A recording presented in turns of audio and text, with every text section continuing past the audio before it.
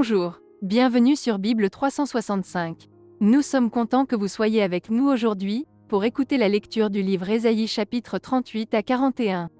Si vous êtes nouveau, s'il vous plaît abonnez-vous à la chaîne, aimez et partagez-la pour encourager quelqu'un d'autre à écouter la Bible cette année. Bonne écoute.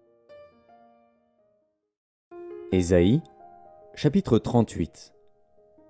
En ce temps-là, Ézéchias fut malade à la mort.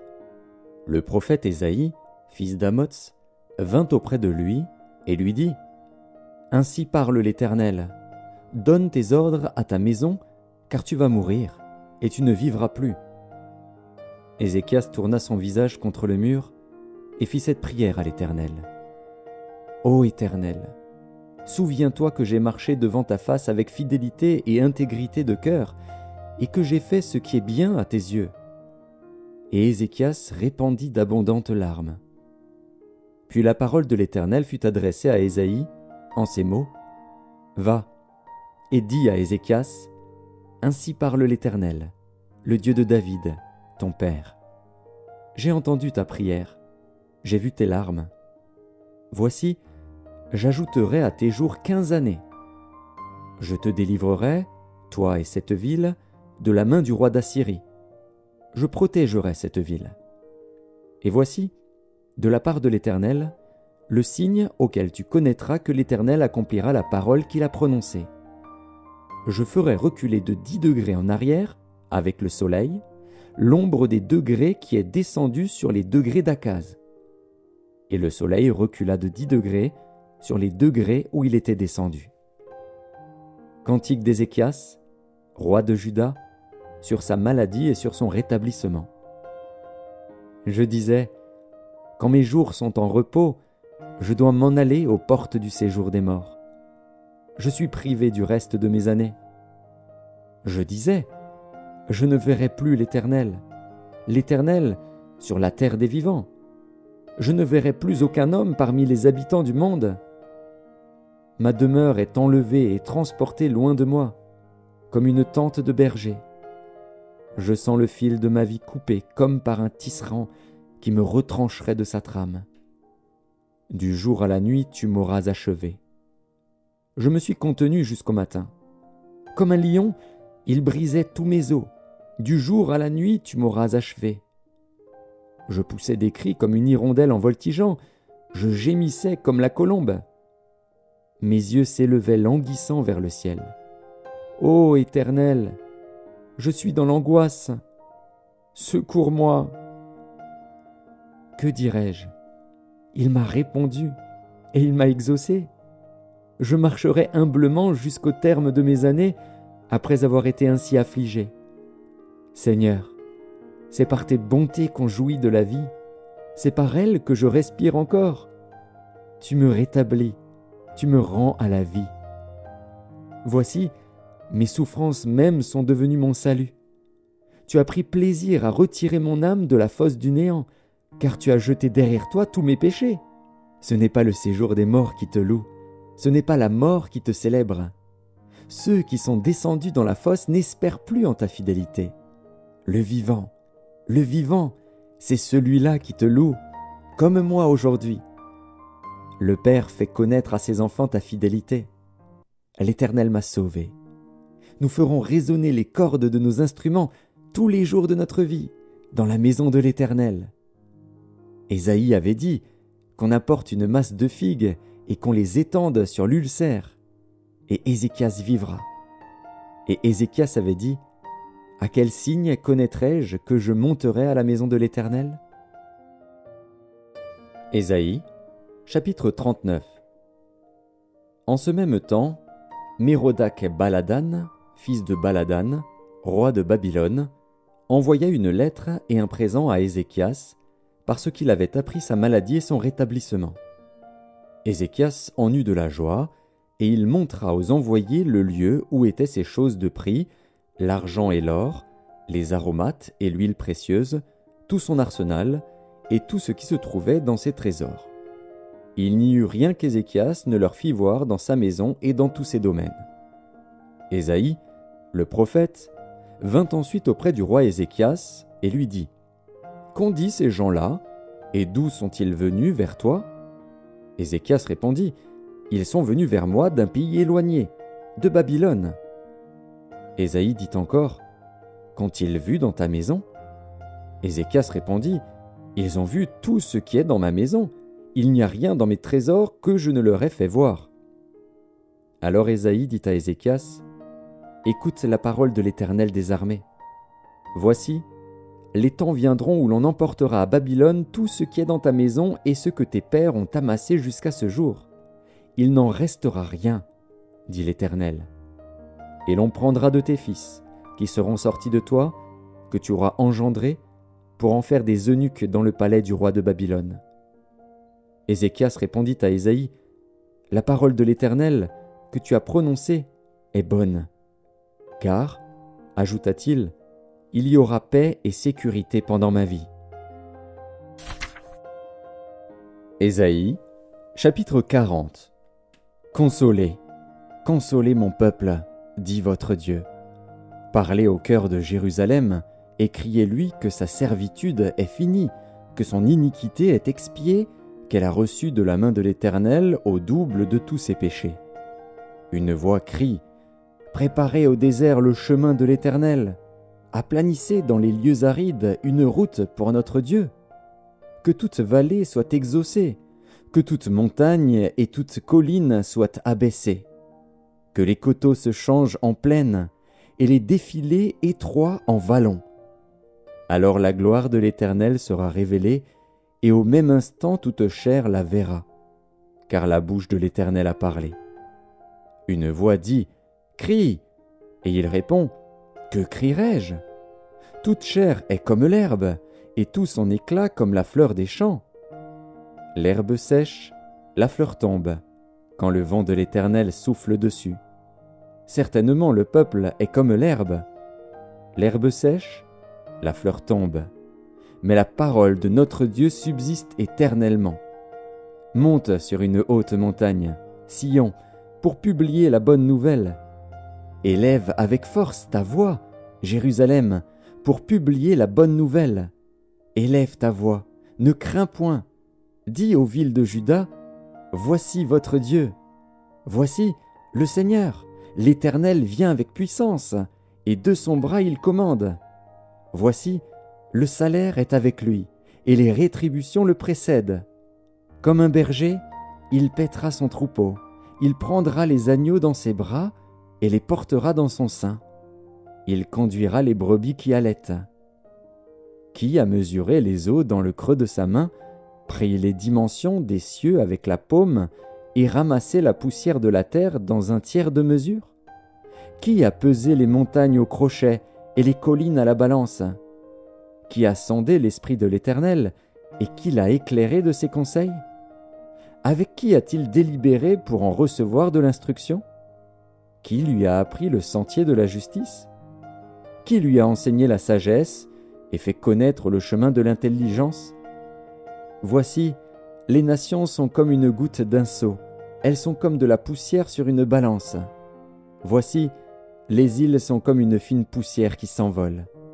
Le Liban ne suffit pas pour le feu, et ses animaux ne suffisent pas pour l'holocauste. Toutes les nations sont devant lui comme un rien, elles ne sont pour lui que néant et vanité. À qui voulez-vous comparer Dieu? Et quelle image ferez-vous son égal? C'est un ouvrier qui fond l'idole, et c'est un orfèvre qui la couvre d'or, et y soude des chaînettes d'argent. Celui que la pauvreté oblige à donner peu choisit un bois qui résiste à la vermoulure. Il se procure un ouvrier capable pour faire une idole qui ne branle pas. Ne le savez-vous pas? Ne l'avez-vous pas appris? Ne vous l'a-t-on pas fait connaître dès le commencement? N'avez-vous jamais réfléchi à la fondation de la terre? C'est lui qui est assis au-dessus du cercle de la terre, et ceux qui l'habitent sont comme des sauterelles. Il étend les cieux comme une étoffe légère, il les déploie comme une tente pour en faire sa demeure. C'est lui qui réduit les princes au néant et qui fait des juges de la terre une vanité. Ils ne sont pas même plantés, pas même semés, leur tronc n'a pas même de racines en terre. Il souffle sur eux et ils se dessèchent, et un tourbillon les emporte comme le chaume. À qui me comparerez-vous pour que je lui ressemble ? Dit le Saint. Levez vos yeux en haut et regardez. Qui a créé ces choses ? Qui fait marcher en ordre leur armée ? Il les appelle toutes par leur nom. Par son grand pouvoir et par sa force puissante, il n'en est pas une qui fasse défaut. Pourquoi dis-tu, Jacob ? Pourquoi dis-tu, Israël ? Ma destinée est cachée devant l'Éternel, mon droit passe inaperçu devant mon Dieu. Ne le sais-tu pas ? Ne l'as-tu pas appris ? C'est le Dieu d'éternité, l'Éternel, qui a créé les extrémités de la terre. Il ne se fatigue point, il ne se lasse point. On ne peut sonder son intelligence. Il donne de la force à celui qui est fatigué, et il augmente la vigueur de celui qui tombe en défaillance. Les adolescents se fatiguent et se lassent, et les jeunes hommes chancellent. Mais ceux qui se confient en l'Éternel renouvellent leur force. Ils prennent le vol comme les aigles. Ils courent et ne se lassent point. Ils marchent et ne se fatiguent point. Ésaïe, chapitre 41. Faites silence pour m'écouter. Que les peuples raniment leur force, qu'ils avancent et qu'ils parlent. Approchons pour plaider ensemble. Qui a suscité de l'Orient celui que le salut appelle à sa suite ? Qui lui a livré les nations et assujetti des rois ? Qui a réduit leur glaive en poussière et leur arc en un chaume qui s'envole ? Il s'est mis à leur poursuite. Il a parcouru avec bonheur un chemin que son pied n'avait jamais foulé. Qui a fait et exécuté ces choses ? C'est celui qui a appelé les générations dès le commencement. Moi, l'Éternel, le premier et le même jusqu'aux derniers âges. Les îles le voient et sont dans la crainte. Les extrémités de la terre tremblent. Ils s'approchent, ils viennent. Ils cèdent l'un l'autre, et chacun dit à son frère « Courage !» Le sculpteur encourage le fondeur.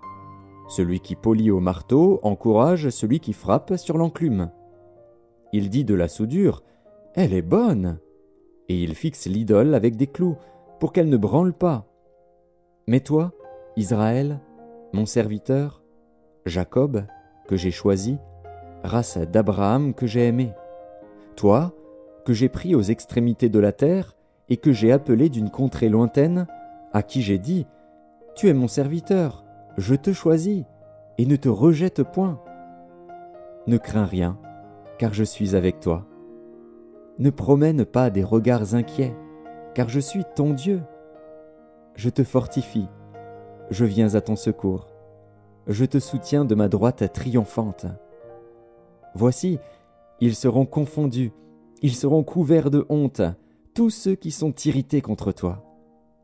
Ils seront réduits à rien, ils périront, ceux qui disputent contre toi. Tu les chercheras et ne les trouveras plus, ceux qui te suscitaient querelle.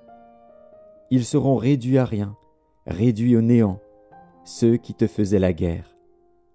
Car je suis l'Éternel, ton Dieu, qui fortifie ta droite, qui te dit « Ne crains rien, je viens à ton secours. » Ne crains rien, vermisseau de Jacob, faible reste d'Israël. Je viens à ton secours, dit l'Éternel, et le Saint d'Israël est ton sauveur. Voici, je fais de toi un traîneau aigu, tout neuf, garni de pointes. Tu écraseras, tu broieras les montagnes, et tu rendras les collines semblables à de la balle. Tu les vanneras, et le vent les emportera, et un tourbillon les dispersera. Mais toi, tu te réjouiras en l'Éternel, tu mettras ta gloire dans le Saint d'Israël. Les malheureux et les indigents cherchent de l'eau, et il n'y en a point. Leur langue est desséchée par la soif. Moi, l'Éternel, je les exaucerai. Moi, le Dieu d'Israël, je ne les abandonnerai pas. Je ferai jaillir des fleuves sur les collines et des sources au milieu des vallées. Je changerai le désert en étang et la terre aride en courant d'eau. Je mettrai dans le désert le cèdre, l'acacia, le myrte et l'olivier. Je mettrai dans les lieux stériles le cyprès, l'orme et le buis, tous ensemble. afin qu'ils voient, qu'ils sachent, qu'ils observent et considèrent que la main de l'Éternel a fait ces choses, que le Saint d'Israël en est l'auteur. Plaidez votre cause, dit l'Éternel. Produisez vos moyens de défense, dit le roi de Jacob. Qu'il les produise et qu'il nous déclare ce qui doit arriver. Quelles sont les prédictions que jadis vous avez faites? Dites-le, pour que nous y prenions garde et que nous en reconnaissions l'accomplissement. Ou bien, annoncez-nous l'avenir. Dites ce qui arrivera plus tard, pour que nous sachions si vous êtes des dieux. Faites seulement quelque chose de bien ou de mal, pour que nous le voyions et le regardions ensemble. Voici, vous n'êtes rien, et votre œuvre est le néant. C'est une abomination que de se complaire en vous. Je l'ai suscité du septentrion, et il est venu. De l'Orient, il invoque mon nom. Il foule les puissants comme de la boue, comme de l'argile que foule un potier. Qui l'a annoncé dès le commencement, pour que nous le sachions, et longtemps d'avance, pour que nous disions « c'est vrai ». Nul ne l'a annoncé, nul ne l'a prédit, et personne n'a entendu vos paroles. C'est moi le premier qui ai dit à Sion « les voici, et à Jérusalem, j'envoie un messager de bonnes nouvelles. Je regarde, et il n'y a personne parmi eux qui prophétise, et qui puisse répondre, si je l'interroge. Voici, ils ne sont tous que vanité, leurs œuvres ne sont que néant, leurs idoles ne sont qu'un vain souffle.